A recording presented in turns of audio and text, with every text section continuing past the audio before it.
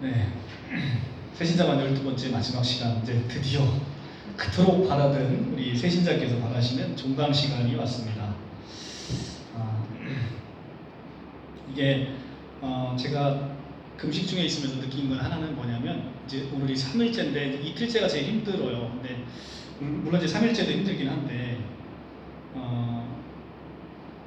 금식을 하면 가장 먼저 발달하는 게 있어요. 그게 뭐냐면 후각. 이게 후각이 너무 발달해서요, 조그만 냄새도 다 맡을 수 있어요. 그래서 너무 괴로운 거예요, 그게. 저희 제 안방과 주방 사이가 굉장히 먼데, 거기서 뭐 조그만 거 뭘 이렇게 냉장고 열어도 금방 냄새가 들어와서 그것 때문에 이제 예민하게 이제 잠을 못 자고 깨게 되는데, 그걸 보면서 오늘 오후의 말씀하고 연결지어서 한번 보면, 그러니까 인간이 먹지 못하니까 본능적으로 살아남기 위해서 냄새에 민감한 거거든요. 그래서 무엇인가 찾을 수 있도록, 찾아서 내가 음식을 먹고 섭취할 수 있도록 민감해지는데, 우리가 영적으로 민감해지는 것도 근데 우리가 음식을 먹지 않으면 시간이 굉장히 길어요. 우리가 일주일 금방 가잖아요. 일주일 금방 가는데 네, 감사합니다. 일주일 금방 가는데 밥을 식사를 안 하면 이 시간이 너무 길어요. 그러니까 사람이 먹는 기쁨이 너무 큰 것이고, 또 먹지 않으면 시간이 참으로 더디 갑니다. 그리고 우리가 이제 먹지 않고 뭔가를 집중하지 않으면 배고픔이 빨리 느껴져요. 그래서 계속 말씀 보게 되고 기도하게 되는 게, 그렇지 않으면 배고픔의 고통이 굉장히 크거든요. 제가 이제 3일 금식은 지금 태어나서 3번째 해보고 있는데 지금 힘들죠. 힘든데 이 금식을 통해서 유익을 얻는 건 뭐냐면, 우리가 온전히 하나님께 집중할 수 있다는 거예요.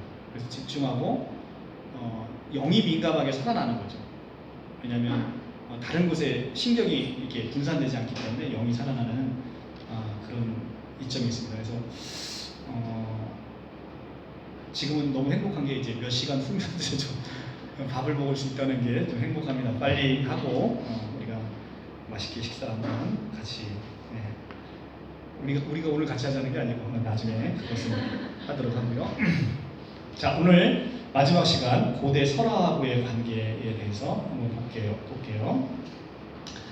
고대 설화에도 가면 창조 이야기, 노아의 홍수 이야기, 이런 것들이 많이 있어요. 우리가 이제 그런 것들을 어떻게 이해를 해야 될까라는 것입니다. 성경에서 고대라고 하면 BC 3000년경에 문자가 발생할 때부터 알렉산더 동방 정복기까지 BC 330년까지를 고대라고 부릅니다, 신학에서. 그런데 150년 전, 그러니까 1852년경에 니느웨의 유적지에서 왕실 도서관이 하나 발견이 됐는데, 이 왕실 도서관의 유적지에서 고대 신화와 문학에 관한 기록이 무려 2만 4천여 개의 토판이 발견됐다고 합니다.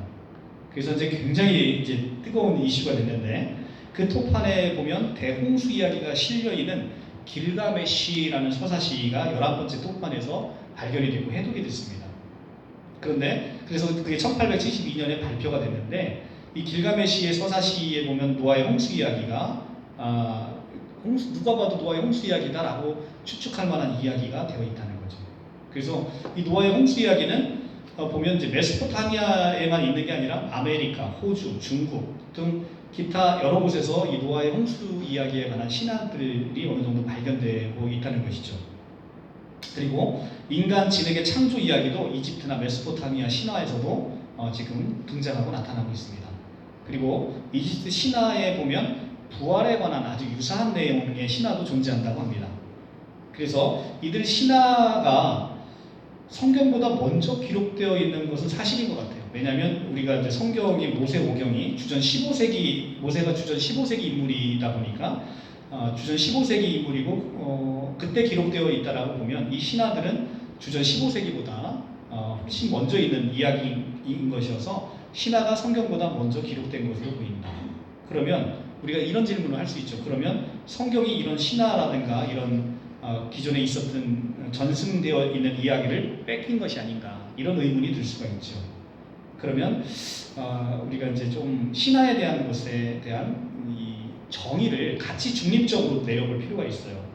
우리 현대인들은 과학적인 용어로 이 세상의 용어를 이렇게 설명하려고 하듯이 고대인들은 이 이야기로 궁극적으로 인간의 삶의 문제를 설명하고 또 이야기하고자 합니다. 그래서 이 신화라고 한다면 그냥 단순히 신화는 허구다라는 인식을 먼저 좀 버렸으면 좋겠어요.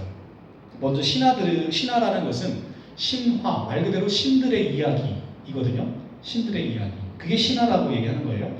근데 신화는 인류의 지혜를 담아서 우주와 인간과 자연을 포함하는 이 신들의 이야기를 함으로써 궁극적으로는 인생의 의미를 밝혀내고자 하는 것이었죠. 그래서 신화는 사소한 기원에 관한 것부터 인생의 궁극적인 목적을 다 다루고 있습니다. 그래서 신화는 신에 의해서 만들어진 것이 아니라 인간에 의해서 만들어졌고, 그 만든 것에는 분명한 목적이 있고, 그 목적은 주로 정치적인 것이 가장 컸고, 그 다음에 이제 사회적인 이유도 있었다고 합니다.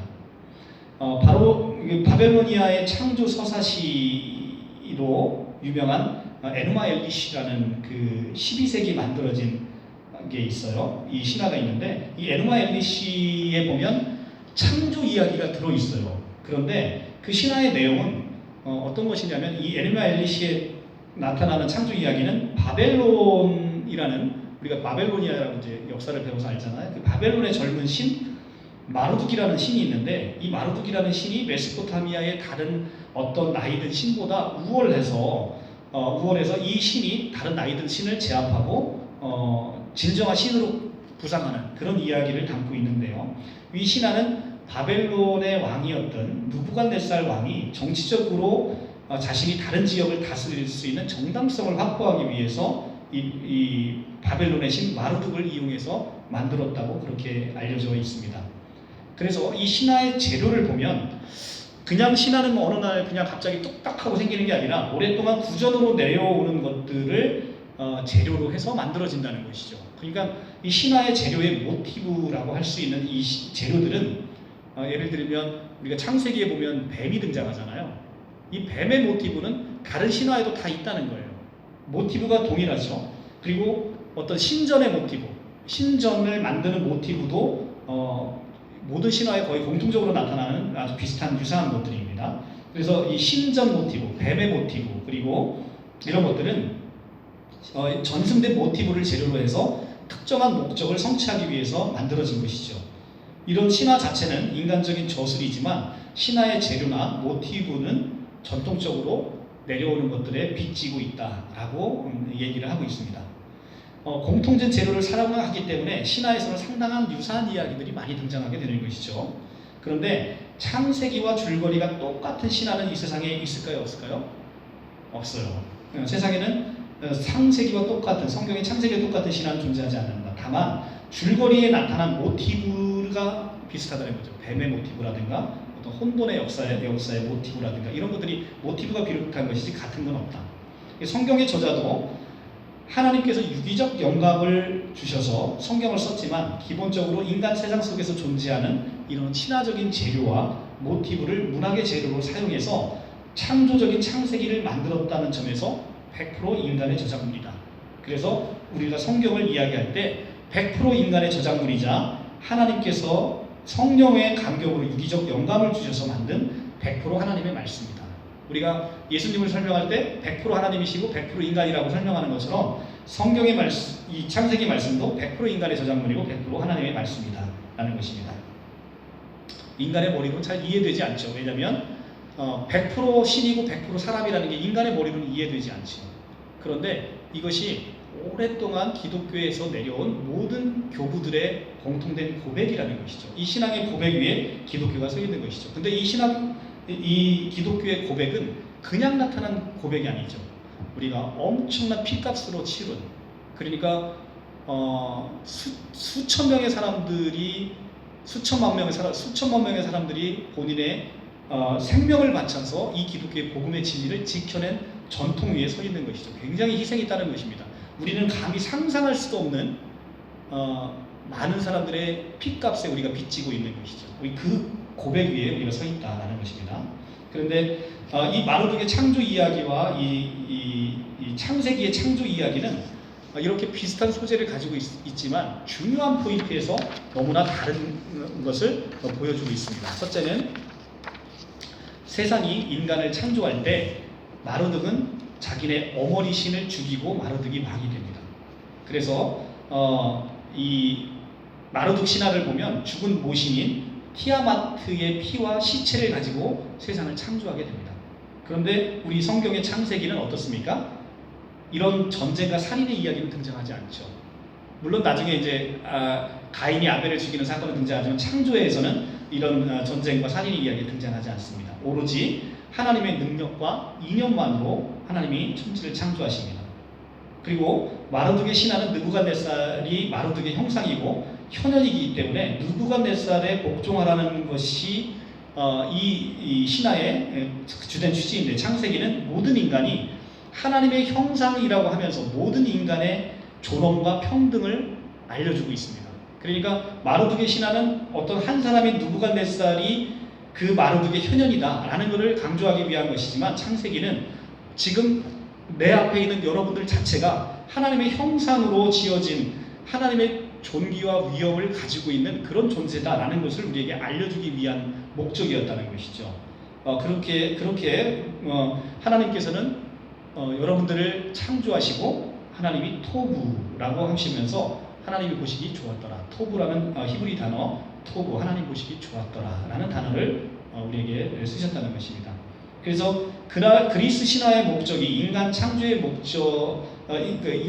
목적을 어떻게 보고 있냐면, 인간은 그냥 신전을 짓거나 아니면 신이 인간을 종으로 사용하고 도구로 사용해서 자기의 심부름을 시키고 신전을 만들기 위해서 인간을 만들었다고 신화는 얘기하고 있습니다. 그런데 우리 성경은 우리 하나님께서 인간을 자신의 형상으로 창조하시기 위해서 인간을 위해 집을 지어주고 또 에덴 동산을 지어주셔서 인간을 자신의 형상으로 만들었다라고 얘기하고 있습니다.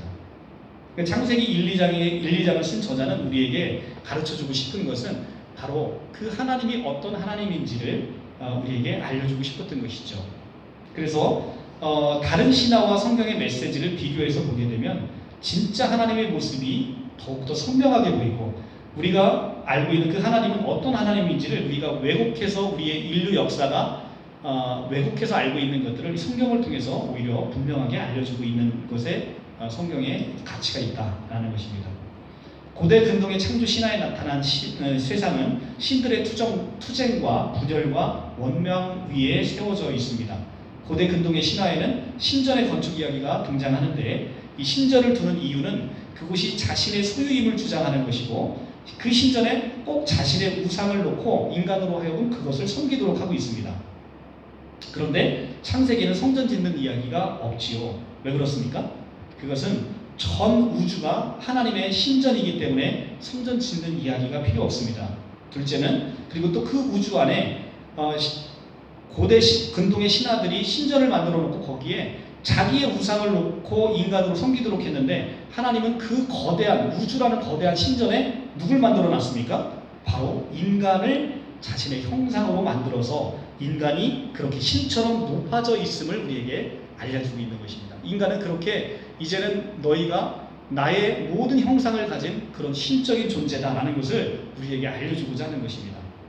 고대 근동의 사람들에게 이 신전에게 있는 우상은 어떤 신의 상징이 아니라 신 그 자체를 의미한다라고 여겼어요.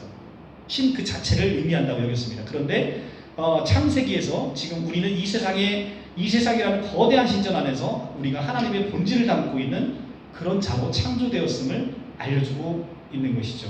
그래서 하나님의 성품을 우리 안에 가지고 있고, 또 이것을 우리가 하나님의 성품으로 갖고 하나님의 본성과 본질을 갖고 우리가 살아가고 있는 자임을 우리에게 알려주고자 하는 것입니다. 이것이 예수님이 이 땅에 오셔서 더욱더 분명하게 우리에게 알려주고 있습니다. 우리가 요한복음 10장 30절을 한번 보고 넘어가겠습니다. 요한복음 10장 30절의 말씀. 10장 30절.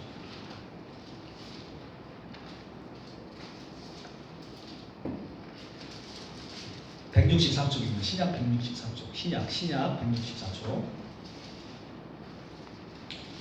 10장 31절 30절부터 보겠습니다. 나와 아버지는 하나이다 하신데 유대인들이 다시 돌로 치려 하거늘 예수께서 대답하시되 내가 아버지로 말미암아 여러 가지 선한 일로 너희에게 보였거늘 그 중에서 어떤 일로 나를 돌로 치려 하느냐. 유대인들이 대답하되 선한 일로 말미암아 너를 돌로 치려 하는 것이 아니라 신성모독함이니 내가 사람이 되어 자칭 하나님이라 함이로다. 예수는 자기가 스스로 하나님이라고 얘기를 한 것이죠. 근데 그것을 들은 유대인들이 그걸 참을 수가 없었던 거예요. 그래서 돌로 치려고 했던 것입니다. 예수께서 이르시되 너희 율법에 기록된 바, 이들은 율법을 금지 오경했지요. 근데 이 율법에 뭐라고 기록되어 있냐면 내가 너희를 신이라 하였노라 하지 아니하였느냐.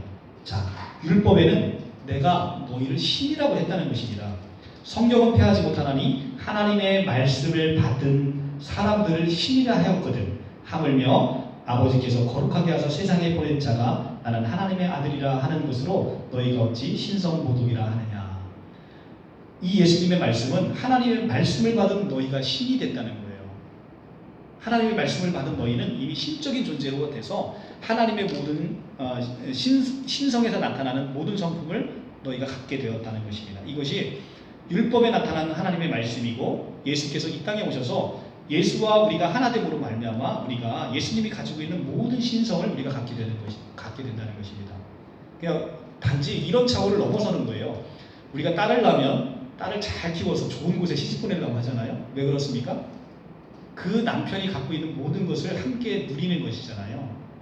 그죠? 그래서 우리가 딸을 좋은 데로 시집 보내려고 하는데 성경은 그보다 더 위대한 차원을 얘기하고 있습니다. 그냥 남편이 가지고 있는 걸 내가 쓰는 정도가 아니라 그 남편과 내가 하나가 되었다는 거예요. 그래서 그 남편의 것이 곧 나의 속성이 된다는 거예요. 나의 본질이 그렇게 바뀌어버렸다는 거예요. 나의 신분이 내가 좋은 곳에 시집가서 머슴으로 살던 내가 좋은 부잣집에 시집가서 그냥 부잣집의 걸 함께 누리는 정도가 아니라 나의 태생 자체가 바뀌어버렸다는 거예요. 나의 본질이 바뀌어버렸다는 거예요. 그래서 너희가 하나님의 그 신성으로 본질이 바뀌어서 너희가 하나님의 그 위대함을 함께 공유하게 되었다는 것을 성경은 우리에게 이야기해주고 있다는 것입니다. 메소포타미아의 신화와 그리스 신화, 이집트 신화와 함께 창세기를 읽으면 창세기의 가치가 그래서 훨씬 더 드러난다는 것입니다. 창세기가 추구하고자 하는 이 메시지를 어떤 신화에서도 찾을 수가 없어요. 그런데 지금 현대인들은 이 창세기를 오늘날 과학과 함께 읽으려고 하는 잘못을 범하고 있어요. 창세기를 과학적으로 읽어내려고 하는 것은 창세기가 담당하고 있는 짐을 넘어서는 것입니다. 우리가 그렇게 성경을 읽지 않기를 다시 한번 당부드립니다. 창세기의 저자는 창세기를 기록할 때 다른 신화들을 모두 인지한 상태에서 거기에 반응하면서 이 창세기를 썼을 것입니다.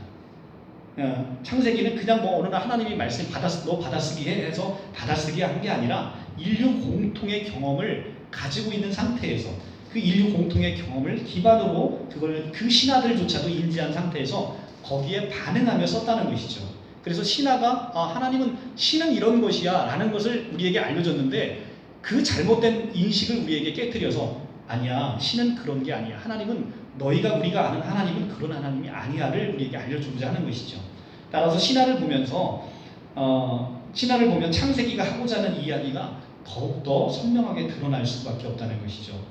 세상에 이렇게 아름다운 창조 이야기는 창세기 이외에 어떤 다른 신화에도 없습니다. 이 창세기 외의 재료는 타 신화와 유사할지 몰라도 창세기가 증거하는 하나님은 신화와는 완전히 다르게 구별되어 있음을 우리가 보게 됩니다. 신이 인간을 위해서 집을 지어준 신화는 거의 찾아볼 수 없습니다. 어떻게 인간이 신을 위해서 집을 지어줄 수는 있어도 신이 인간을 위해 집을 지어준 건 없습니다. 그런데 더군다나 이 신이 인간을 위해서 죽었다고 합니다. 성경은 너희의 죄값 때문에 이 신이 죽었다는 것입니다. 이런 신화는 어디에도 볼 수가 없다는 것이죠. 여러분들이 많은 종교를 가지고 있습니다. 우리 세상에서. 그런데 그 세상의 종교와 여러분의 종교가 무엇이 다른가를 이 기독교가 무엇이 다른가를 비교해 보라는 거예요. 세상의 모든 종교는 인간이 하나님을 찾아가는 거예요. 인간의 노력으로 인간이 성실하고 진실되게 살아내서 하나님을 닮아가는 거예요. 세상의 종교는. 그런데 기독교는 그렇지 않습니다. 인간 너희가 할 수 없기 때문에 하나님이 내가 너를 만나주기 위해서 내가 내려온다는 거예요. 인간이 아무리 노력해도 하나님을 만나러 올라갈 수 없다는 것입니다. 그래서 하나님이 인간의 눈높이로 내려오셨다는 거예요. 그리고 그 인간을 위해서 하나님께서 자기의 모든 생명을 주셨다라고 성경은 이야기하고 있습니다. 그래서 성경은 기독교는 다른 종교와 너무나 다른 이 방향을 가지고 있죠. 하늘에서 내려오는 방향인 것이지 인간이 올라가는 방향이 아니다. 인간의 모든 노력이 하나님께 이를 수 없다는 것입니다. 그래서 이렇게 이제 창세기에 하나님은 우리에게 다른 신화와 많은 다른 것들을 우리에게 보여주고 있죠. 그래서 형식은 유사할지 몰라도 창세기가 들려주는 내용은 다른 신화와도 너무나 다르다. 또 하나의 주목해야 될 것은 우리가 죽는 이유에 대해서 보통 신화들은 신들의 질투, 신의 질투 때문에 인간이 죽는다라고 묘사하고 있습니다. 근데 성경은 인간이 죽는 이유가 하나님의 말씀에 불순종했기 때문이라고 우리에게 정확하게 전달하고 있죠.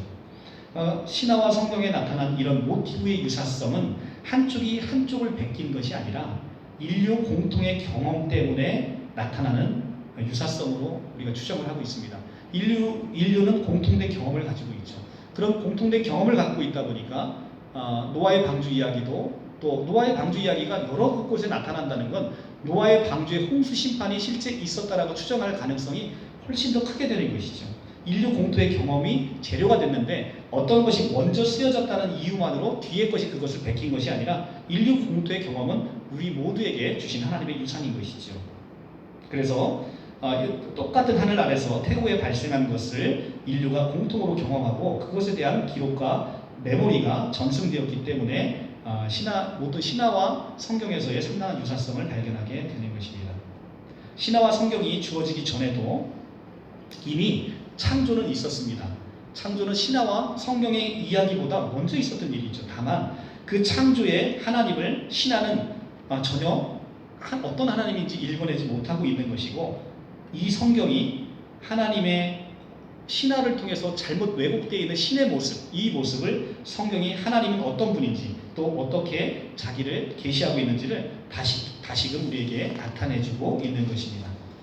자, 우리가 히브리서 1장 1절을 한번 볼까요? 히브리서 1장 1절 한번 보겠습니다.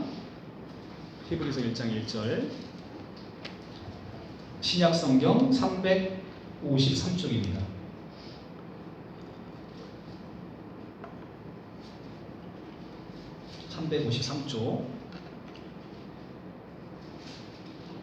옛날에 선지자들을 통하여 여러 부분과 여러 모양으로 우리 조상에게 말씀하신 하나님이 이 모든 날 마지막에는 아들을 통하여 우리에게 말씀하셨으니 이 아들을 만유의 상속자로 세우시고 또 그로 말미암아 모든 세계를 지으셨느니라. 아멘. 자, 히브리서 1장 1절에 의하면 성경이 뭐라고 얘기하냐면 여러 부분과 여러 모양으로 성경이 하고자 하는 메시지를 우리 조상들에게 말씀해 주셨다고 전하고 있습니다. 그리고 이 모든 날의 마지막에는 아들을 통해서, 아들이 누굽니까? 바로 예수 그리스도, 말씀이신 그분, 이 말씀을 통해 우리에게 말씀하고 계신다라고 얘기를 하고 있는 거예요. 그러니까 성경이 쓰여지기 이전에도 여러 부분과 여러 모양으로 우리 조상들에게 하나님께서는 자기를 계속해서 계시해 주셨다는 것이죠. 근데 그로 말미암아 이 성경이 자, 이렇게 보시면 쉽습니다. 기독교의 원시 복음이 나타났는데 지금 한국 기독교가 그 원시 기독교에서 많이 벗어나 있잖아요. 그래서 세상 사람들로부터 조롱받고 있고 세상 사람들로부터 비판받고 있다는 거예요. 그렇다고 원시 기독교의 그 원래적인 복음이 틀렸느냐? 그렇지 않은 거예요. 이것은 원시 기독교가 전해 내려오면서 사람으로 인해서 변질되어지는 것이죠. 변질되어진 원래 모습이 그르다 이렇게 평가할 수가 없듯이 마찬가지로 그렇습니다. 그런데 하나님이 자기를 계시하셨는데 그 계시하신 것이 인간의 역사의 경험을 통해서 계속해서 하나님이 다른 모습으로 변질되어지고 있는 것이죠. 그래서 여러 부분과 여러 모양으로 하나님이 자기를 드러내셨지만 이 마지막에는 이 성경을 통해서 성육신하신 예수 그리스도로 말미암아 우리에게 하나님께서 하시고 싶은 말씀을 그대로 전해주고 있다는 겁니다. 이거는 앞에 거 꺼주실까요? 그리고 추우면 다시 키세요. 이처럼 하나님의 사랑은 예수님이 오시기 전부터 또 성경이 우리에게 쓰여져서 전해지기도 전부터 각종 인간의 역사 안에서 여러 부분과 여러 모양으로 참 진리의 모형을 우리에게 보여주셨다라고 합니다. 따라서 무엇이 역사적으로 먼저 기록되었고 그것이 지시하는 실체가 시간적으로 뒤늦게 왔다고 해서 그 실체의 가치가 퇴색되지 않는 것이죠. 자, 여러분들 이렇게 보십시오. 메인 이벤트 경기가 있어요. 타이슨 제가 어렸을 때 참 굉장히 충격적으로 봤는데 그 타이슨의 메인 이벤트 경기가 있고 그 앞에 전초전이 여러 개 치러지죠. 그런데 전초전의 경기가 똑같이 경기가 이루어진다고 해서 메인 이벤트의 경기, 타이슨의 경기의 가치가 퇴색이 됩니까? 그렇지 않죠. 오히려 그 메인을 더욱 돋보이게 하는 것이 바로 이 이벤트 경기 있죠. 그래서 메인 이벤트의 경기를 남겨놓고 앞에 전초전이 이루어지면 오히려 이들의 실력을 보면서 메인이 더 돋보이는 것이죠. 와, 이거 진짜 볼만한 가치가 있구나. 마찬가지. 우리가 신화를 통해서 우리가 신에 대한 인식은 신은 늘 인간을 핍박하고 인간을 이용하고 인간을 종처럼 부리는 신이었는데 어느 날 성경이라는 게 딱 등장해서 신은 그런 신이 아니네. 우리를 참으로 존중하고 우리를 참으로 높여주고 하나님의 형상을 우리에게 주셨고 그분이 우리를 위해서 집을 지어주시고 그분이 우리를 위해서 결국 자기의 목숨까지 내놓는 그런 신이네 라는 것을 성경을 통해서 우리에게 알려주고 있다는 것입니다. 그래서 무엇인가 먼저 기록됐다고 해서 노아의 홍수 이야기가 어느 신화에서 먼저 기록되어 있다고 해서 그것은 인류 공통의 경험이기 때문에 그것이 성경에서 나중에 먼저 후에 기록됐다고 해서 그것의 가치는 없어지는 것은 아니다 라는 것입니다. 로마서 1장 19절을 한번 보도록 하겠습니다. 로마서 1장 19절 성경 240쪽입니다. 240쪽.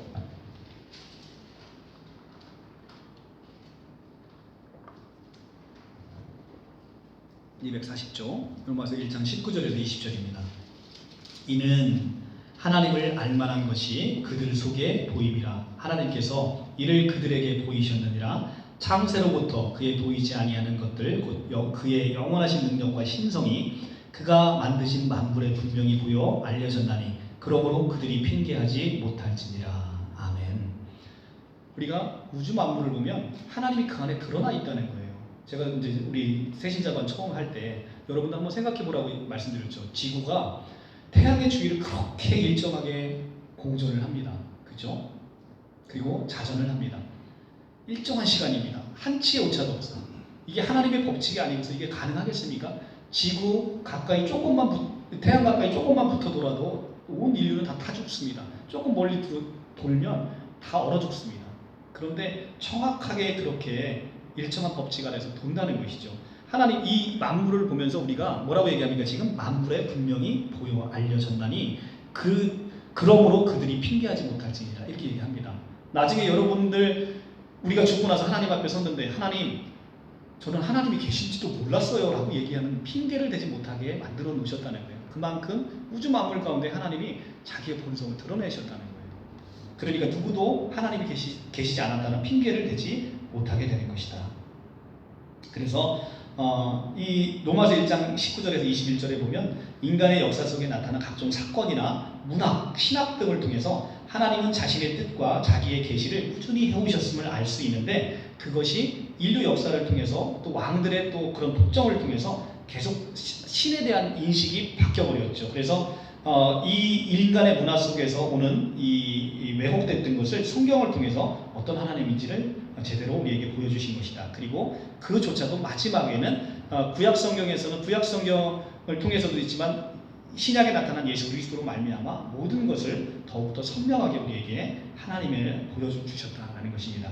우리가 예수님을 보는 자는 하나님을 보는 거예요. 왜냐하면 그분이 하나님의 본체시기 때문에 그 하나님의 본체가 인간의 육신의 몸을 입고 온 거예요. 우리가 이제 보통 하나님을 전할 때 그런 얘기 많이 하잖아요. 야, 하나님 어디서 하나님 보여줘봐. 그럼 내가 믿을게. 이렇게 얘기하잖아요. 그래서 실제 그분이 보여줬어요. 이 땅에 와서 내가 하나님이야 라고 얘기했는데 인간은 어떻게 했습니까? 잡아 죽였잖아요. 그것이 바로 인간이라는 거예요. 보여주면 믿겠다라고 하는 인간이 막상 그 하나님이 육신의 몸을 입고 오셔서 그 많은 기적을 보였음에도 불구하고 인간의 눈은 그렇게 어두워 있다는 것입니다. 그래서 우리가 그냥 순박하게 믿어지는 그게 은혜고 그게 복음이라는 거예요. 그냥 나는 따지지도 묻지도 않고 그게 믿어지더라는 거예요. 그것이 그냥 은혜라는 것입니다. 그리고 실제 그 믿고 나서 이 성경이 보이기 시작하는 것이죠. 성경의 참 의미가 보여진다는 것입니다. 이렇게 보게 되면 우리가 창세기의 역사성을 부정하지 않으면서도 창세기가 가진 문학적인 메시지를 우리가 신화와 창세기를 비교하면서 더욱더 이 성경의 가치를 보게 된다는 것입니다. 자, 그런데도 이제 창세기를 보게 되면 또 우리가 이제 여러 가지 이해하기 어려운 것들이 있습니다. 근데 이런 것들을 어떻게 우리가 이해를 해야 될 것인가?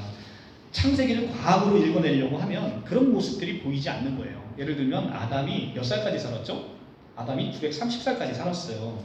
그런데 이것을 어떻게 우리가 성경 안에서 930살을 살고 무드살라가 969살까지 가장 성경에서 길게 살았는데 이걸 어떻게 이해를 해야 되는가?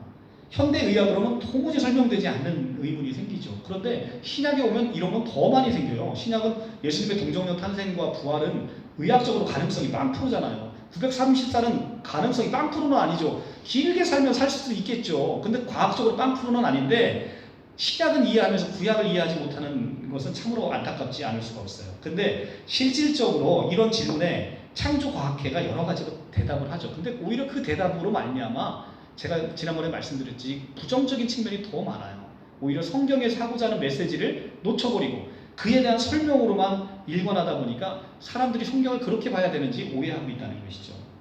이제 대표적으로 나오는 이야기, 그 창조과학회가 설명하는 이야기가 이제 이렇게 오래 사는 사람들 이야기가 홍수 이전에는 환경이 오늘날과 달라서 하늘에 그런 유해 물질을 차단하는 그 물층이 형성이 되어 있어서 그것으로 유해 강산이 차단됨으로 말미암아서 인간이 오래 살 수 있었을 것이다 라고 설명을 해내요. 그런데 그러면 홍수에서 나온 노아가 홍수에서 이제 홍수가 있었으니까 그 유해한 물질을 차단하는 홍수의 물이 다 쏟아졌으면 바로 죽어야 되잖아요. 근데 노아는 홍수에 나와서 350년을 또 살아요. 그렇기 때문에 이런 환경적인 문제로 설명해내는 것은 이것은 옳은 설명 방법이 아니다라는 것이 대체적인 견해입니다. 그런데도 불구하고 이제 그런 방식으로 설명해 내려다 보니까 또 다른 공격을 받게 되는 것이죠. 그건 성경을 보는 자세가 아닌 것이죠. 또 하나의 설명 방식은 노아의 홍수에 8명이 들어가서 그 안에서 근친교배로 말미암아서 열등한 유전자가 나왔기 때문에 그 이전에는 오래 살 수 있었는데 근친교배로 말미암아 인간의 생명이 짧아졌다. 이런 설명 방식도 있는데 이런 것들도 적절한 설명 방식이 아니라는 것입니다. 중요한 것은 우리가 성경에서 그러면 이야기하고자 하는 이 메시지가 무엇이냐, 이 나이를 통해서 이야기하고자 하는 메시지가 무엇이냐, 여기에 집중해야 된다는 것이죠.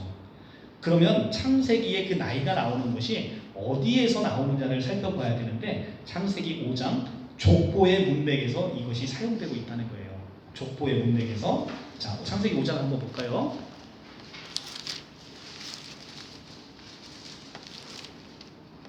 창세기 5장의 족보의 문맥에서 보입니다. 자, 첫 아담 5장 1절이 이렇게 나옵니다. 이것은 아담의 계보를 적은 책이니라. 자, 아담의 계보, 아담의 족보를 이야기하고 있다는 거예요. 그런데 이 족보 이야기는 우리가 마태복음에도 더 나와요. 마태복음에는 족보가 나오는데 여러분 신기한 건 뭐냐면 마태복음의 족보에는 나이가 없어요. 나이가 없습니다. 그런데 창세기 5장의 족보에는 특별히 나이가 언급되어 있는 족보라는 거예요. 지금 족보 중에서도 좀 나이가 언급되어 있는 특별한 족보라는 거죠. 그런데 이것을 고대 근동의 주변국의 문헌하고 비교해서 살펴보니까 족보는 족보인데 나이가 구체적으로 들어간 족보가 있다는 것입니다. 그 족보가 뭐냐면 왕들의 족보라는 거예요. 왕들의 족보. 그러면 그 홍수 이전에 그 왕들의 족보를 보면 창세기 5장의 족보와 상당한 유사점이 많이 발견된다는 겁니다. 그런데 이 홍수 이전의 왕들은 무려 만 단위로 다스려요. 숫자가 만 단위. 몇만 년을 다스려. 어떤 왕이 몇만 년을 다스렸다. 어떤 왕이 몇만 년을 다스렸다. 만 단위로 다스려집니다. 그런데 홍수 이후의 왕들은 좀 정상적인 통치 연수로 돌아오게 돼요. 왕들의 족보에서. 이 왕들의 족보에서 그래서 만 단위로 다스려지는 홍수 이전의 왕과 창세기 5주의 족보에 상당한 유사점이 보이는데 예를 들면 수메르에 있는 그 7번째 왕인 그 왕이 승천을 하는 이야기가 나타납니다. 그런데 지금 창세기 5장의 7번째는 누가 나옵니까? 에녹이 나옵니다. 에녹이 나오는데 이 에녹이 어떻게 돼요? 하늘로 승천합니다. 그러니까 수메르 왕이 7번째 왕이 승천하는 이야기가 나오는데 창세기 5장 7번 에녹도 하늘로 승천한다는 거예요. 창세기 5장의 저자가 이 족보를 구성할 때 이 족보를 구성할 때 바로 수메르의 왕명록의 장르의 구성을 염두에 두었을 것이라는 것입니다. 그래서 이렇게 왕들의 장르와 상당한 유사성을 보여주고 있다는 것이죠. 그런데 그러면 왜 아담의 족보를 기록하면서 이 왕명록의 장르로 창세기의 족보를 구성했을까? 우리가 이걸 살펴보는 게 중요한 것이죠. 그것은 바로 이 세상의 왕으로 우리가 하나님께서 인간을 만드셨다는 거예요. 그러고 나서 실제 타락한 아담을 끝내시고 마지막 아담인 예수께서 오셔서 실제 왕으로 우리 인간을 등극시켜 주시는 것이죠. 그래서 베드로전서 2장에 가면 너희는 왕 같은 제사장이다 라고 얘기를 하는 것입니다. 우리는 이미 우리가 좋든 싫든 이미 왕이 돼버렸어요. 그것이 하나님의 선포라는 거예요. 그래서 창세기의 이 아담의 족보는 왕명록의 장르를 모티브로 해서 구성했을 것이다 라고 생각하는 것이 신약학자들의 대체적인 견해입니다. 그것은 수메르 왕명록이 수메르의 신통을 이어받아서 아시리아와 바벨론 사람들이 고대 근동에 나아가서 전 세계를 통치할 수 있는 수메르의 왕의 정통성을 주장하기 위해서 저술된 것처럼 창세기가 이 5장의 왕명록처럼 구성하고 있는 것은 이스라엘이 바로 선민이고 이스라엘이 이 세계를 통치할 장자의 권리가 있다는 것을 우리 알려주기 위해서 이 왕통을 이어받은 그 형식으로 창세기 5장의 족보를 구성한 것이 아닌가라고 우리가 추정해 볼 수 있다는 것입니다. 근데 그 이스라엘은 민족적 이스라엘만 이스라엘이 아니고 우리 예수님께서 뭐라고 얘기하십니까? 참 이스라엘은 바로 영적으로 태어난 하나님의 그리스도로 말미암아 새로 태어난 그 이스라엘이 참 이스라엘이다. 그러니까 참 이스라엘인 너희가 온 세계를 통치할 수 있는 왕적인 제사장적인 명분을 가지고 있다는 것을 우리가 이 성경의 족보를 통해서 우리가 읽어낼 수 있다는 거예요. 그래서 왜 굳이 그런데 이 왕명록과 같이 만 단위로 통치했다 이렇게 하고 아니면 만 단위로 살았다 이렇게 하지 않고 왜 최대한 많이 산 게 969살을 살았다라고 기록하고 있는 것일까? 그 이유가 무엇일까라는 것이죠. 그것은 유대 문화의 특별한 그 문화적인 배경을 이해하지 않으면 안 되는 것입니다. 유대인들은 아담이 선악과를 먹는 날에는 하나님께서 그랬죠. 너희가 이걸 먹는 날에는 정령 죽으리라. 그런데 아담은 안 죽었잖아요. 930살까지 살았어요. 왜? 그럼 하나님이 실현하신 거네? 하나님이 허언을 하신 거네? 너 선악과 먹으면 정령 죽으리라 했는데 안 죽고 930년을 살았단 말이에요. 그러니까 이제 인간들은 어떻게 생각해요? 아유, 하나님 말씀은 거짓말이시네. 하나님의 능력도 없으신 분이네. 내가 인간이 너 죄지면 너 정령 죽으리라 하는데 우리가 죄짓고 살아도 죄짓고 사는 인간들이 더 잘 돼요. 돈 더 잘 벌고 더 행복하게 살아요. 그러니까 인간은 뭐라고 얘기해요? 하나님을 조롱하죠. 하나님 어디 계셔? 하나님을 저렇게 없다라고 얘기하고 하나님을 저주하며 사는 인간들 더 잘 먹고 더 잘 살더라 라고 얘기를 한다는 거죠. 인간이 그렇게 생겨 먹었다는 거예요. 그런데 우리는 인간이 크로노스의 시간 안에서 우리는 인간이 너희가 먹는 날에 정령 죽으리라고 얘기를 했으니까 하루 안에 24시간 안에 죽어야 된다라고 사람들은 생각한다는 거예요. 그런데 하나님의 날은 다르다는 것이죠. 하나님의 날은 우리가 이제 그래서 시편 90장 4절을 우리가 이해하는 게 중요한데요. 한번 시편을 한번 가볼까요? 시편 90장 4절.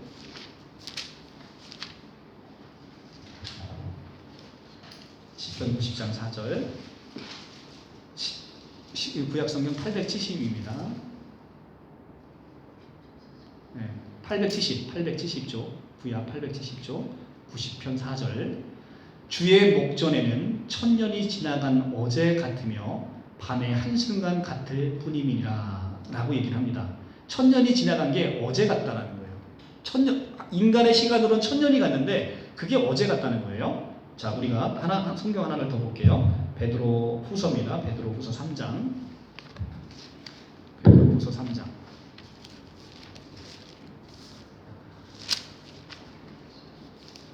베드로후서 3장 8절 386조 신약성경 386조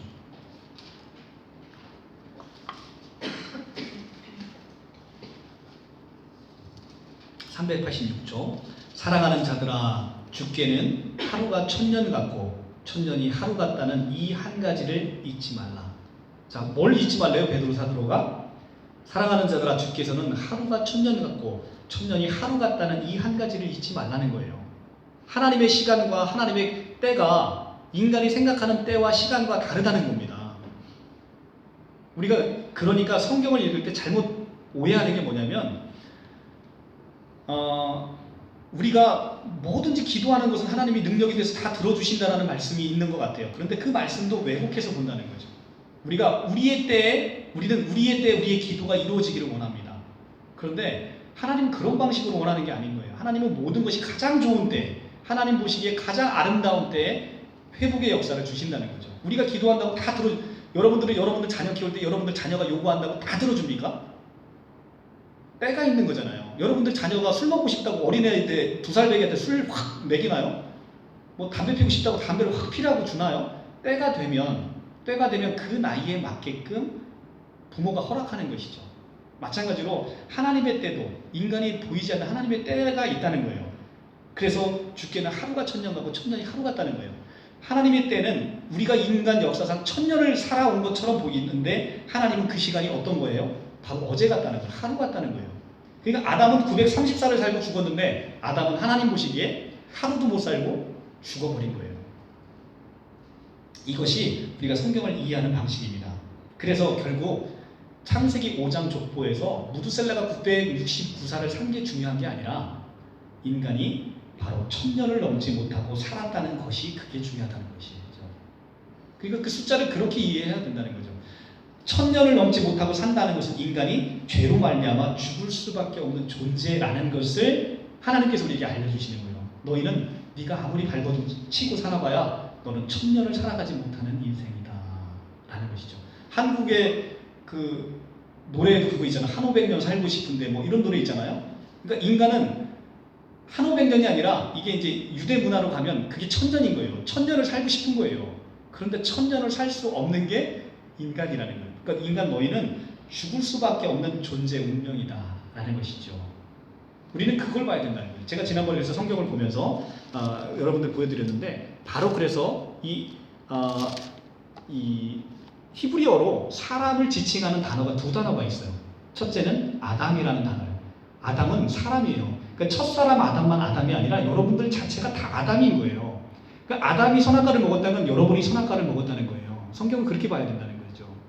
그런데 또 하나의 단어가 바로 에노스라는 단어예요. 그래서 창세기 4장 26절에 가면 또 사람을 나타내는 단어가 바로 이 에노스라는 단어인데 이 에노스의 의미는 뭐냐면 죽을 수밖에 없는 인간이다 라는 의미를 담고 있어요. 그래서 4장 26절에 가면 셋도 아들을 낳고 그의 이름을 에노스라 하였음에 그때 사람들이 비로소 여호와의 이름을 불렀더라. 중요한 단어 비로소예요.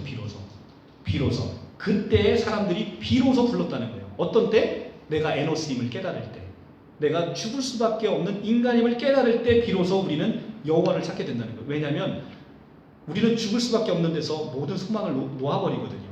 그러니까 그 소망은 누구에게 있습니까? 여호와 하나님밖에 없는 거예요.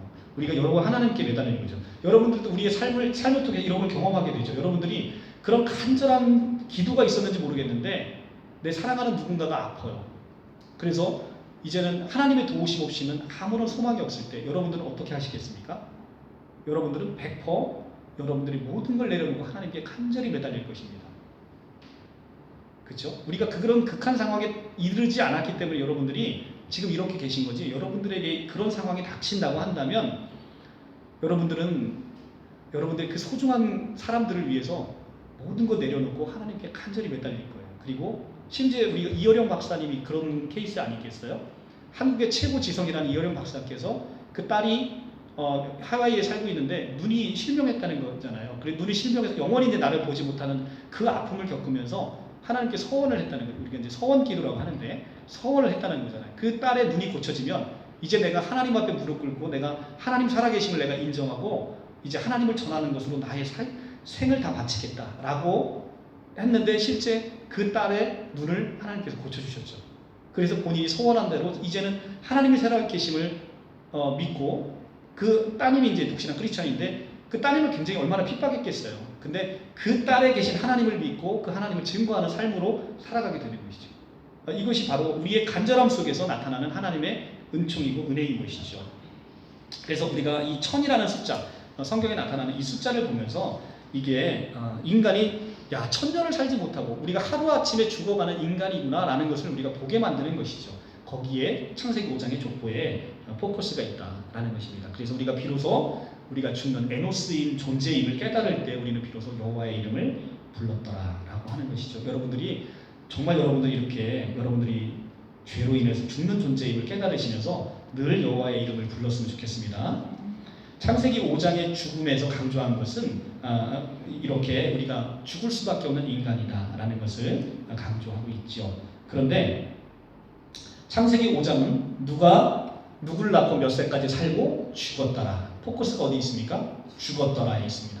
그러니까 인간이 1000년을 살지 못하고 죽었더라에 포커스가 있어요. 그런데 신약에서 시작되는 이 복음은 얼마나 놀라운지 보십시오. 마태복음으로 가볼게요. 마태복음 신약 1장, 신약 1장입니다. 신약 1장이에요. 검정색 말고 빨간색 맨 앞에 아브라함과 다윗의 자손 예수 그리스도의 계보라. 자, 이제는 족보가 바뀌었어요. 아담의 족보에서 신약은 누구의 족보라는 거예요? 예수 그리스도의 족보가 시작됐다는 거예요. 근데 그 예수 그리스도의 족보로 시작된 거기에는 죽음이 있어요, 없어요? 누가 누구를 낳고 누가 누구를 낳고 누가 누구를 낳고 낳는 것밖에 없어요. 이제는 생명의 시작이 됐다는 거예요. 그래서 신약은 예수 그리스도 안에서 너희가 아담 안에서 너희가 1000년을 살지 못하고 죽을 수밖에 없는 인간인 너희가 새 아담인 마지막 아담인 예수 그리스도로 말미암아 너희가 이제는 생명을 얻는 존재 그리고 생명을 낳는 존재로 너희가 그 족보 안에 들어왔다라고 마태복음 1장 1절을 시작한다는 거예요. 얼마나 놀라운 복음의 선포입니까? 여러분들의 족보는 여러분들 다 족보 있어요. 옛날 어르신들한테 물어보세요. 다 족보 있어요. 근데 여러분들의 족보는 아담 안의 족보였다는 거예요. 아담 안의 족보. 그러니까 여러분들은 죽는 족보를 가지고 있었던 거예요. 그런데 예수 그리스도로 말미암아 고린도전서 15장 45절 그분을 뭐라고 부릅니까?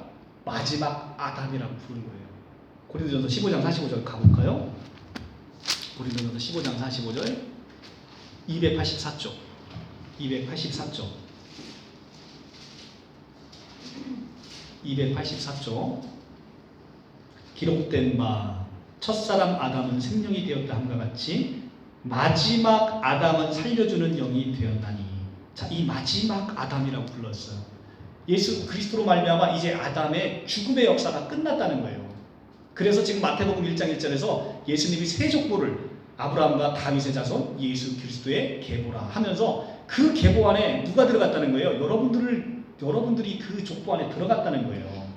얼마나 놀랍습니까? 그 47절에 가면 성경은 딱 두 사람을 언급하고 있어요. 첫째 사람은 땅에서 났으니 흙에 속한 자이거니와. 이 첫째 사람이 누굽니까? 바로 첫사람 아담이에요. 그런데 둘째 사람은 하늘에서 나셨으니 성경은 딱 사람을 두 사람으로 보는 거예요. 첫사람 아담이냐? 둘째 사람인 예수 그리스도의 새 아담이냐? 성경은 하나님은 딱 두 사람에게 딱 두 사람만 관심을 갖고 있는 거예요. 네가 아담이냐? 네가 새 아담이냐? 여러분들은 어디에 쓰여 있습니까? 바로 새 아담인 둘째 사람에 속해 있어서 마태복음 1장 1절에 그 족보 안에 여러분들이 들어가 있다라는 것을 성경이 보여주고 있는 것이죠. 성경을 이렇게 이해해야지. 성경을 창조과학으로 이해하면 이게 성경이 의미가 이 아름다운 의미가 보이냔 말이에요. 안 보이잖아요. 출애굽 인구의 장정이 60만이 출애굽을 했답니다. 이것도 문자적으로 이해하기가 굉장히 힘들잖아요. 그죠? 고센 땅에 어떻게 그렇게 그러면 250만이 바글바글 모여 사느냐? 이렇게 이해하기 굉장히 어렵다는 거예요. 그런데 우리가 거기에 초점을 맞추는 게 아니라는 것이죠. 이것은 우리가 이제 히브리어 엘레프라는 단어가 이게 숫자 1000을 의미하는 이 히브리어 엘레프라는 건데 이것은 부족과 가문을 의미하기도 하고 군대 단위를 의미하기도 하는 것입니다. 그러니까 60만의 이 장정이 있었다라고 하는 이 엘레프라는 단어는 결국은 600개의 군사 단위로 우리가 얼마든지 해석해낼 수 있는 거거든요. 그러니까 이것을 문자적으로 이해하면서 내가 거기에 실망하는 게 아니라 하나님께서 이 문학적인 측면 출애굽을 하면서 이스라엘의 그 많은 백성들이 하나님이 내가 하늘의 별과 같고 바다의 모래같이 너희를 축복하겠다라고 하는 그것의 현현으로 이스라엘 백성을 그렇게 문학적인 장치로 표현했을 수 있는 가능성을 우리가 배제하기 어렵다는 거죠. 그렇다고 해서 성경이 거짓되다라고 보면서 성경을 배척하는 것은 참으로 어리석은 우리의 해석이 아닐 수가 없습니다. 그래서 구약의 그 고대 근동의 저명한 학자인 김구원 교수가 이런 얘기를 합니다. 조선시대 독서광이었던 김득신이 적은 독서기가 있는데 김득신은 독서광이었대요. 그런데 그분이 독수기라는 것에 자기가 읽은 그 독서의 양을 기록해놨는데 중용이라는 책은 18,000번을 읽었대요. 그리고 백의전이라는 책을 1억 1만 3천 번을 읽었다고 합니다. 근데 이 18,000번은 이해가 되는데 1억 1만 3천은 이해가 안 가잖아요. 그런데 당시 김득신 시대의 어계 개념이 오늘날 10만 단위와 같았다는 것입니다. 그러니까 1억 1만 3천 번은 11만 3천 번이라는 뜻인 거죠. 억이라는 의미가 그 당시의 시대와 오늘의 시대가 다르다. 근데 우리는 이 성경을 읽을 때 이 엘레프라는 천이라는 단위를 꼭 오늘날 우리에게만 적용하니까 이런 좀 우를 범하게 된다는 것이죠. 그래서 우리는 이렇게 성경을 유대의 문화와 그리고 또 이 문학적인 장치를 함께 결합해서 이해를 해야만 하나님께서 그 많은 신화에도 불구하고 나는 그런 하나님 아니야. 나는 너에게 복주는 하나님이시고 나는 너를 사랑하는 하나님이고 너를 위해서 내가 집을 지어주는 하나님이고 너를 위해서 내가 나의 생명까지 바치는 너는 그렇게 고귀한 존재야 라는 것을 성경을 통해 우리에게 주시고 싶은 거예요. 그 메시지는 빼놓고 숫자를 잘못했으니 그 하나님은 거짓 하나님이다 이렇게 보는 게 아니라는 것입니다. 그래서 우리는 성경은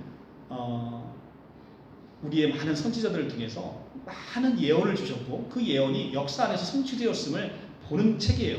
여러분도 지난번에 제가 말씀드렸지만 성경처럼 고문서 중에서 이렇게 위대하게 많은 사본수를 가지고 있고 정확성을 가지고 있는 고문서를 찾아볼 수가 없습니다. 이것은 자타공인하는 거예요. 누구도 성경보다 더 많은 사본수를 자랑하는 책을 가져올 수 없어요. 그런 고문서를 가져올 수 없어요. 근데 그 고문서가 놀랍게도 예언으로 인해서 성취되어졌다는 거예요. 하나하나를 다 예언하고 성취했다는 거예요. 그게 인류 역사를 통해서 예수 그리스도를 통해서 경험으로 나타났다는 것입니다. 그래서 우리가 그 성경의 몇 가지를 한번 보도록 하겠습니다. 이사야 7장 14절입니다. 이사야 7장 14절. 구약성경 975.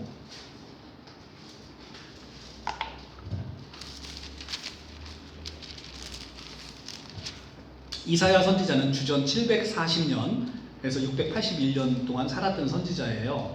그러니까 지금으로부터 한 2700년 전에 살았던 사람인데 2700년 전에 살았던 이 이사야 선지자가 뭐라고 예언을 했냐면 7장 14절에 주께서 친히 징조를 너희에게 주실 것이라. 보라, 처녀가 잉태하여 아들을 낳을 것이요 그의 이름을 임마누엘이라 하리라 라고 예언서, 이 이사야 예언서를 통해서 2700년 전에 예언을 했습니다. 그런데 우리가 알다시피 2000년 전에 그러니까 2로부터 700년 후인 거죠. 700년 후에 어떤 일이 벌어졌습니까? 마태복음 1장 20절입니다. 신약성경 맨 처음 1조 1장 20절입니다. 1장 20절.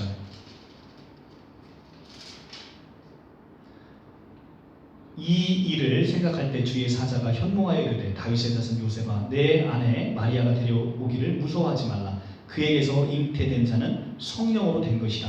아들을 낳으리니 그의 이름을 예수라 하라. 이는 그가 자기 백성을 그들의 죄에서 구원할 구원자이심이라. 22절 23절 보라 처녀가 잉태하여 아들을 낳을 것이요 그의 이름을 임마누엘이라 하리라 라고 해서 이사야의 예언을 그대로 나타나고 그래서 예수 그리스도가 이 땅에 태어났다는 것을 이 마태를 통해서 우리가 그로부터 700년 후에 이 이사야의 예언이 그대로 성취되었음을 알 수가 있습니다. 마찬가지로 미가서 5장 2절에 가면 예수님께서 베들레헴에서 탄생하실 것을 예언하고 있습니다. 그런데 지금 마태복음 2장 5절에 보면 이르되 유대 베들레헴 이오니 이는 이렇게 이건 1절부터 읽어야 이해가 가겠네요. 2장 1절 헤롯 왕 때 예수께서 유대 베들레헴에서 나심에 어디서 나신대요? 유대 베들레헴에서 나신대요. 그래서 동방 박사들이 예루살렘에 이르러 말하되 유대인의 왕으로 나시니가 어디 계시냐? 우리가 동방에서 그의 별을 보고 그에게 경배하러 왔노라 라고 얘기하니까 헤롯 왕과 온 예루살렘 듣고 소동한지라. 왕이 모든 대제사장과 백성들의 서기관을 모아 그리스도가 어디서 나겠냐 물으니 유대 베들레헴이니 이는 선지자, 이게 바로 미가 선지자예요. 미가 선지자가 기록한데 유대 땅 베들레헴아 너는 유대 고을 중에 가장 작은 자 작지 아니하도다. 내게서 한 다스리는 자가 나와서 내 백성 이스라엘을 목자가 되리라 라고 미가서 5장 2절에서 얘기를 합니다. 그러면 이 미가 선지자는 주전 700년경 사람이에요. 그러니까 예수님 오시기 전에 700년경 미가 선지자를 통해서 예수님이 어디서 태어나신다는 거예요? 베들레헴에서 태어나신다는 예언을 하시고 실제 그분이 베들레헴에서 태어나셨다는 겁니다. 자, 이렇게 하나하나를 찾아가면 애굽에서 피난 가신다라는 호세아 11장 1절의 예언이 마태복음 2장 14절에서 15절에 성취됩니다. 그리고 백성들에 의해서 배척받으신다는 이사야 53장 3절이 요한복음 1장 11절에 의해서 성취됐음을 보여줍니다. 낙이 타고 예루살렘에 입성한다는 스가랴 9장 9절의 말씀이 마태복음 21장 4절 5절에서 예수님께서 진짜로 나귀를 타고 입성하심으로 성취됩니다. 은 30냥에 팔린다는 스가랴 11장 12절의 말씀이 마태복음 26장 15절에서 가룟 유다가 은 30냥을 받고 예수님을 팔아버림으로 성취가 됩니다. 이 십자가의 찔리심의 예언 스가랴 12장 10절도 요한복음 19장 34절에서 예수님이 성취됩니다.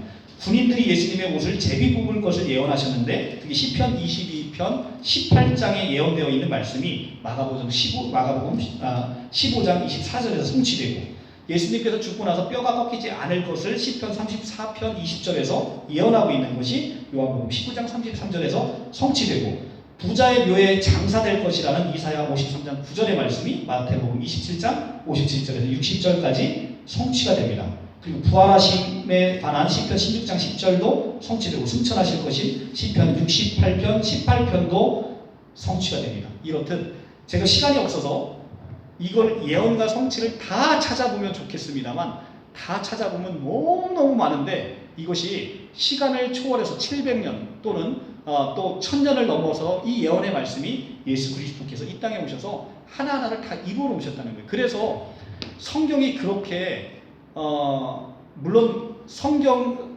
여러분들 생각해 보세요. 뭔가 내가 진리라고 생각하지 않는 곳에 우리가 피를 들여 내 목숨을 들여서 우리가 그것을 진리로 부여잡고 우리가 순교하지 않는다는 거죠. 이 기독교의 모든 역사는 핏부림의 역사였었어요. 그 많은 핍박 가운데서도 그 많은 너의 목숨을 다 죽이고 네 가족을 다 죽이겠다라고 하면서도 불구하고 믿음으로 지키는 게 바로 이 기독교 신앙이었다는 것이죠. 우리가 아무 허무한데 그냥 굴복한 그런 신앙이 아니었다는 거죠. 그래서 우리가 어떤 것에 그냥 세뇌돼서 단지 그렇게 믿어지는 그런 고백이 아니라 아주 오랫동안 역사를 가지고 그들이 예언한 것이 성취된 것을 봄으로 말미암아 우리에게 진정한 신앙 고백으로 이루어진 것이 바로 성경이라는 것입니다. 그래서 이 많은 예언과 성취가 이루어졌는데 우리에게 아직 성취되지 않은 딱 한 가지가 남아있죠. 그것이 아까 오후 시간에 얘기했던 바로 다시 오시겠다라는 하나님의 약속이고요. 내가 다시 오겠다.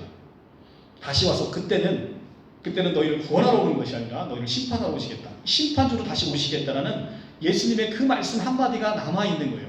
그래서 근데 그 날도 아까 오후 시간에 말씀드렸지만 그냥 오시는 게 아니라 모든 징조를 주시겠다는 거예요. 모든 난리와 난리의 소문을 듣겠고 너희가 전쟁이 일어나고 기근이 심화되고 모든 기후 환경이 변화돼서 너희가 살 수 없는 환경으로 내가 미리 나의 올 것을 미리 예언하고 거짓 선지자들이 나타나서 내가 그리스도가 여기 있다 저기 있다 할 것이라고 우리에게 알려주셨잖아요. 그래서 그때를 보면 너희가 깨어 있으라는 것입니다. 그러면 내가 너희 깨어 있음에 내가 너희를 책망하지 않고 너희를 구원하겠다라고 얘기하시는 거 아니겠습니까?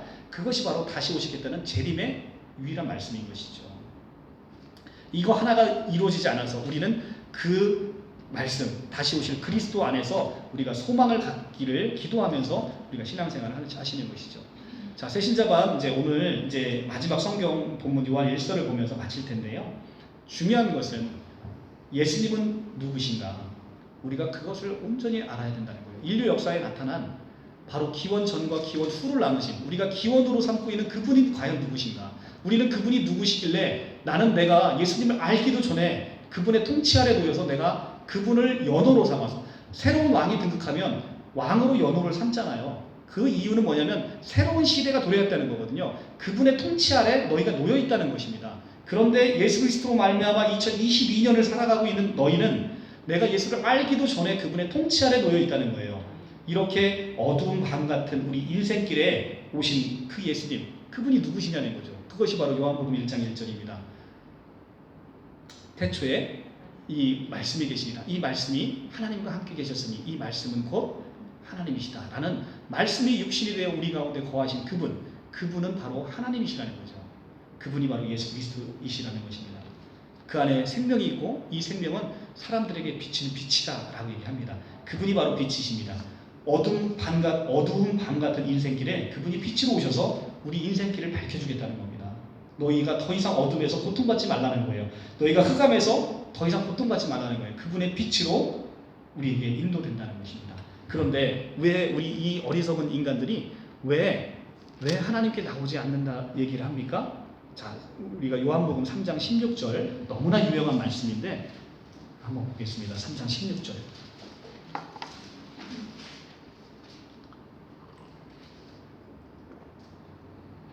신약 146조. 신약 146조. 하나님이 세상을 이처럼 사랑하사 독생자를 주셨으니 이는 그를 믿는 자마다 멸망하지 않고 영생을 얻게 하려 하심이라. 하나님이 그 아들을 세상에 보내신 것은 세상을 심판하려 하심이 아니요 그로 말미암아 세상을 구원받게 하려 하심이라. 그를 믿는 자는 심판을 받지 아니할 것이요 믿지 아니하는 자는 하나님의 독생자의 이름을 믿지 아니함으로 벌써 심판을 받은 것이니라. 그 정죄는 이것이니 곧 빛이 세상에 왔을 때 사람들이 자기 행위가 악함으로 빛보다 어둠을 더 사랑한 것이라. 악을 행하는 자마다 빛을 미워하며 빛으로 오지 아니하나니 이는 그 행위가 드러날까 함이요. 자, 빛으로 오셨어요. 예수님이 생명을 갖고 빛으로 오셨어요. 그런데 왜 사람들이 빛으로 못 나온대요? 자기 행위가 악함으로. 그 빛에서 자기 모습이 드러나는 것이 싫은 거예요. 자기 힘으로 사는 것입니다. 아담이 왜 범죄했습니까? 바로 하나님의 도우심 없이 자기 스스로의 힘으로 살아보고자 하는 거예요. 그것이 하나님을 거역한 인간의 죄라는 겁니다. 우리는 어떻습니까? 우리 안에서 내가 하나님의 은혜를 받고 살아가는 게 아니라 내 힘으로 살고자 한다는 거예요. 내가 나의 노력으로 정정당당하게 내가 좋은 일을 해도 내가 내 힘으로 좋은 일을 해서 내가 높아지겠다는 거예요. 내가 높아지겠다는 거예요. 그래서 인간은 하나님을 높이지 않고 자기 스스로를 높이고 자기의 속해 있는 조직을 높이고 자기의 속해 있는 모든 것들을 높이는 거예요. 그로 말미암아 결국은 자기가 영광을 받는 것이죠. 이것이 바로 옛 아담의 죄라는 것입니다. 빛으로 오신 그분 앞에 우리가 머물렀을 때 우리는 모든 흑암의 권세에서 아들의 사랑의 나라로 옮겨지는 것입니다. 그가 우리를 흑암의 권세에서 건져내서 아들의 사랑의 나라로 옮기셨느니라. 고린도전서 1장에 나온 말씀이죠. 이미 우리는 아들의 사랑의 나라로 옮겨진 존재입니다. 말씀이 육신이 되어 우리 가운데 오신 그분이 바로 창조주 하나님이십니다. 인간이 하나님을 찾을 길이 없기에 그분이 직접 육신의 몸을 입고 이 땅에 오셨어요. 여러분들이 개미를 사랑해서 개미의 존재로 된다고 생각해 보세요. 얼마나 끔찍합니까? 그런데 그분이 하나님이신 그분, 거룩하신 그분이 죄 많은 인생길에 오셨다는 거예요. 얼마나 어색하시고 얼마나 이상하셨겠습니까? 그런데 그분이 오셨어요. 그냥 오신 것이 아니라 선물 보따리를 잔뜩 가지고 오셨습니다. 그것이 뭡니까? 그것의 가장 핵심이 뭡니까? 그 선물 보따리에 바로 영생이라는 선물을 가지고 오셨다는 거예요. 이 영생이 어떤 생명입니까? 영원한 생명, 꺼지지 않는 생명, 하나님만 갖고 있는 생명이었다는 거예요. 여러분들은 지금 여러분들이 육신의 모습 푸스케를 갖고 태어났잖아요. 그 푸스케는 조금 있으면 100년도 못 살고 아담의 족보로 따지면 1000년도 못 살고 죽는 이 목숨이 바로 푸스케예요. 그런데 이제는 영원히 꺼지지 않는 하나님의 생명, 조회, 여러분들에게 조회를 선물하셨다는 거예요. 그래서 여러분들은 이제는 본질이 여러분이 하나님처럼 됐다는 거예요. 그렇게 여러분들이 아담이 갖고 싶어 했던 하나님처럼 되고자 했던 아담의 욕망을 여러분들에게 이미 하나님의 선물을 주심으로 그것도 하나님의 방법으로 이루어 주셨다라는 것입니다. 그래서 사도 요한은 이것을 여러분들에게 너무나 알려주고 싶어서 요한 1서를 여러분들에게 기록했죠. 오늘 마지막 말씀이 요한복음 5장 9절에서 13절 말씀입니다. 요한복음 5장 9절에서 13절의 말씀. 393쪽, 신약 393쪽.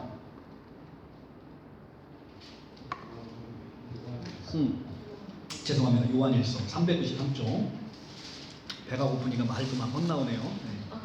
근데 쪽수는 정확히 얘기했습니다. 쪽수. 저는 393쪽 펴놓고 여러분들한테 요한복음이라고 했네요.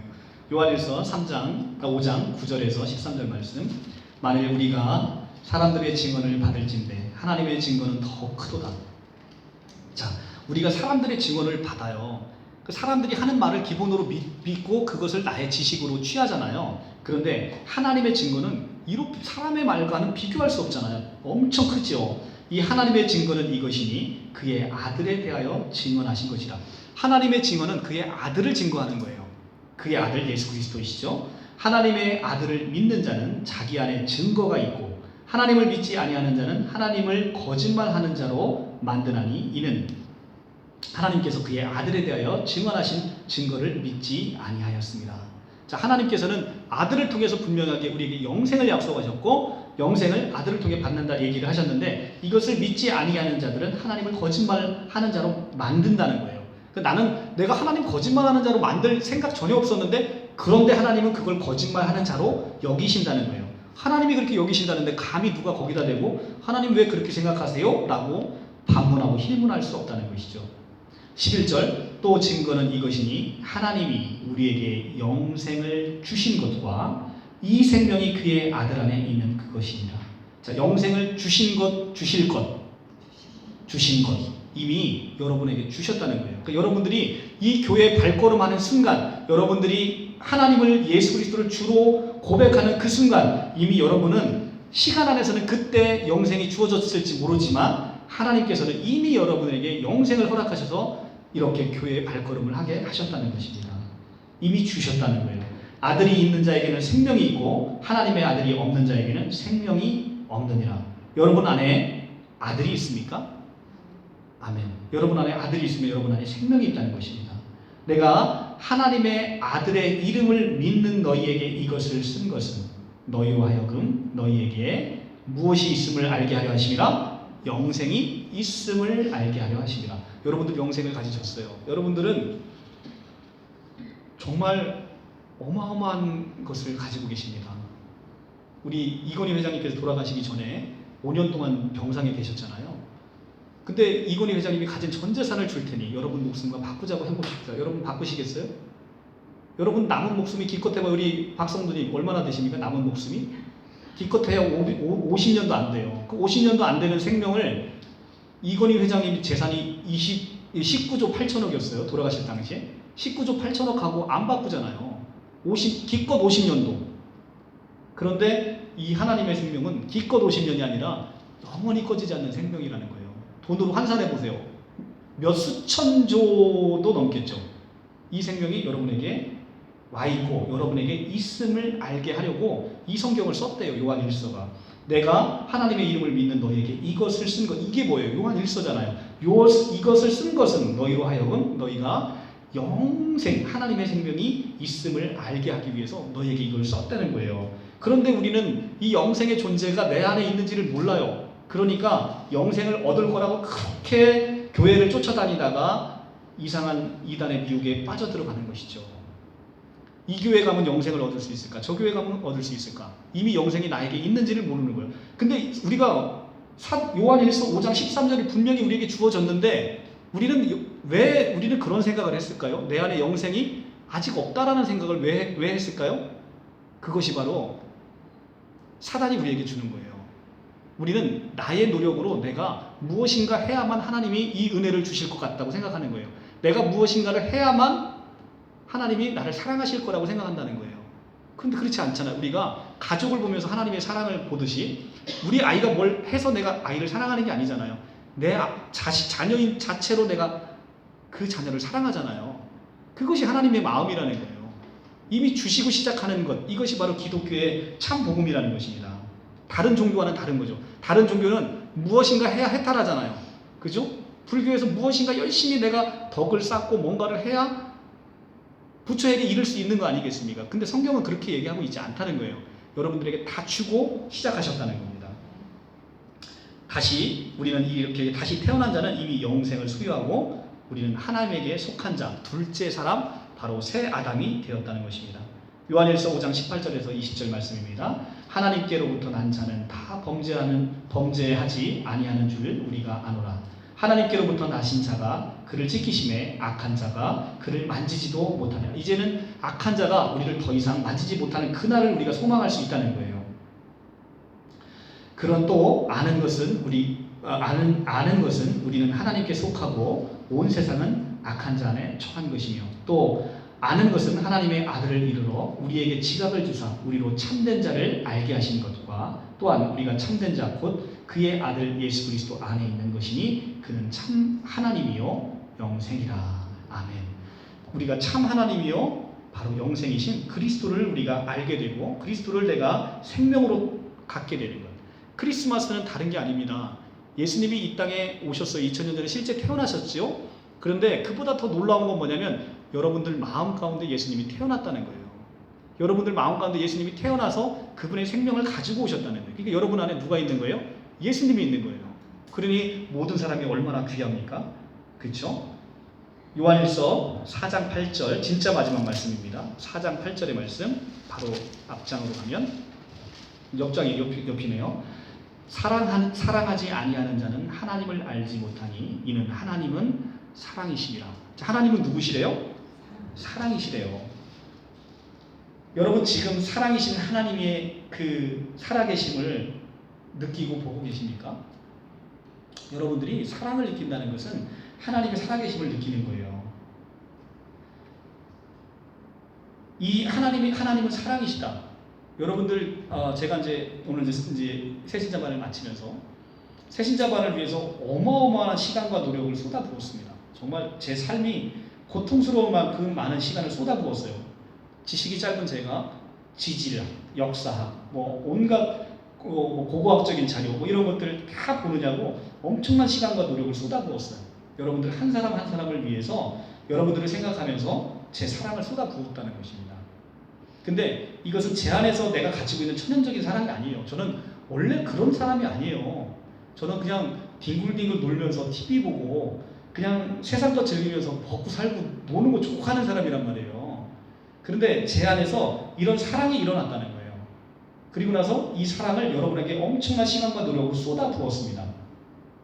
여러분을 사랑하셔서 저를 통해서 하나님의 사랑을 제 안에 일으키신 것이죠. 그것으로 여러분들이 하나님의 살아계심을 느끼는 거예요. 저 사람이 나한테 왜? 생각해보면 저 사람은 저거 한다고 돈이 나오는 것도 아니에요. 우리가 세상 사람들 그 잣대로 보잖아요. 저거 하면 돈 나오나? 제가 교회 세워서 변호사 하는 것도 부족해서 저거 해서도 돈 벌려고 하나 보다. 실제 우리 동료 변호사들은 그렇게 나를 보는 사람도 있어요. 그래 요즘 돈 벌 때는 교회밖에 없지. 교회 하면 돈 많이 번다더라. 저는 단돈 10원도 교회에서 가져간 적이 없어요. 제가 교회에 엄청난 돈을 내놓으면 내놨지 교회에 단돈 10원도 가져간 적이 없어요. 그런데 그것을 내 안에서 시키시는 분이 있다는 거예요. 그분의 사랑으로 그걸 시키신다는 거예요. 왜? 그분은 사랑이시니까 여러분을 사랑하셔서 여러분 한 사람 한 사람을 사랑하셔서 여러분들이 이 말씀을 듣고 하나님께 돌아오기를 간절히 바라는 그 하나님의 사랑으로 여러분들을 잡고 계시는 거죠. 여러분들 붙잡고 계시는 거예요. 누군가가 오늘 이 강의를 통해서 여러분들이 저를 통해서 사랑을 느꼈다면 그건 하나님의 사랑이십니다.